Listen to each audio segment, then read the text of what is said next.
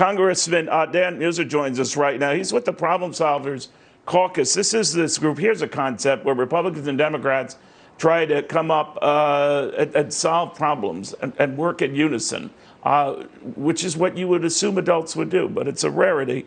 The congressman from Pennsylvania with us right now. Congress, so good to have you, and thank you for taking the time.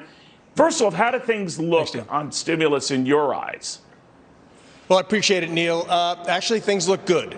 There are, as you mentioned, a couple of competing proposals, but we're very favorable, I am, to both the Problem Solvers initiative as well as something that Steve Mnuchin and others have come up with that has some differences. The big difference between the Problem Solvers and we'll call it the White House proposal, is that there's a $300 supplement in unemployment in the Problem Solvers with no stimulus funds. But in the Mnuchin bill, the White House bill, does not have any unemployment supplement. It has unemployment, extended unemployment, $40 billion more, but has a $600 stimulus check to all citizens, just as the previous stimulus checks were sent out. So they're both good bills. Apparently, Mitch McConnell in the Senate has given up his push for liability protection for businesses and all of that, but it wasn't greeted by any concessions by Nancy Pelosi. I might be reading it wrong, Congressman. That makes me wonder whether this will ever materialize.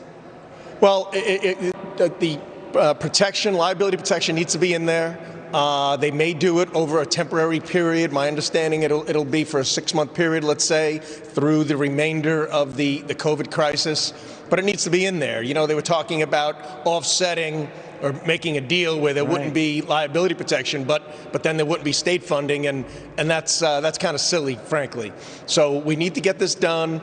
You know, a lot of us are very, very deeply concerned and disturbed at the fact that Speaker Pelosi comes out and states how now we're going to do it because we're going to have a different president, in her view. I mean, that's pretty outrageous. The American people need to understand that has been postponed, or any sort of deal or any sort of bill to help the people in my district, the people in Pennsylvania, has been put off post the election. Yeah. That's seriously bad, to say the least.